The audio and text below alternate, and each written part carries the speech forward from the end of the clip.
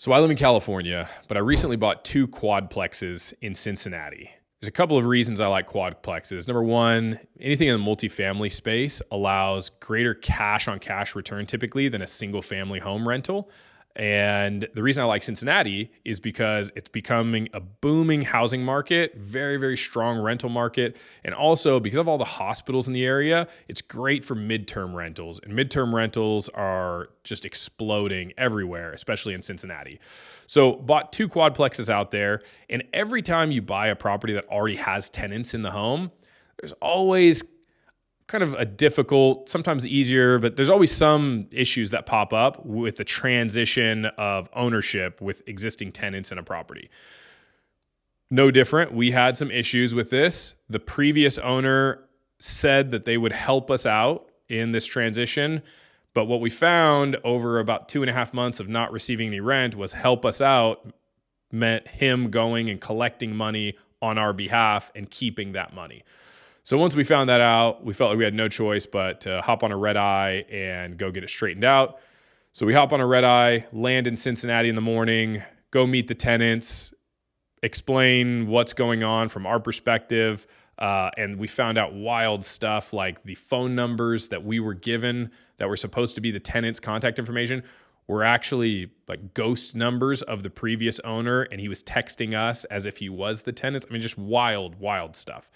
But we end up collecting the money, and once we got that resolved through a crazy series of events, we then realized we had like a day and a half extra already booked out in Cincinnati before our return flight. So what do? You look for more properties to buy. So we decided to hop online, look for some properties, and when we're looking for fix and flip or other properties to purchase, there's certain things you want to look for. And so we were looking for fix and flip opportunities. Whenever I'm looking for a fix and flip opportunity, I'm looking for a neighborhood that has strong sales and distressed property. So if I can find a distressed property in a neighborhood that has really strong resale value, like that's gold.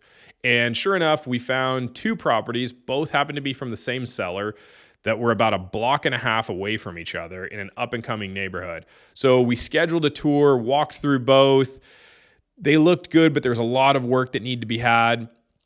And we didn't really feel like we could make enough money or the risk-reward wasn't worth it based on the listing price. The listing price was $275,000 for both homes, both 3-bedroom, 2-bath homes, $275,000 for both combined.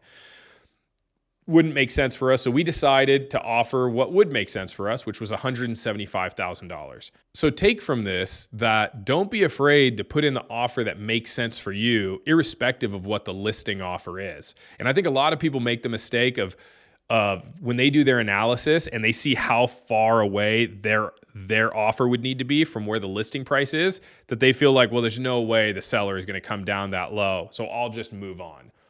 We don't ever do that. So if I know my number had to be under $200,000 combined for both properties, we put an offer of $175,000 to see what they would say. Sure enough, they came back at $200,000. We ended up meeting at $190,000, and we acquired both properties for $190,000.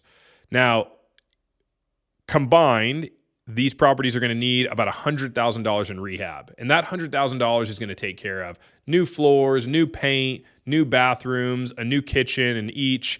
And then one of the properties needs exterior paint and 5 new windows.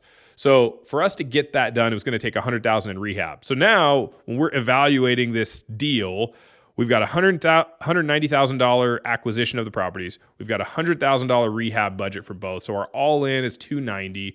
However, the ARV or the after repair value for both of these properties is about $425,000 to $430,000.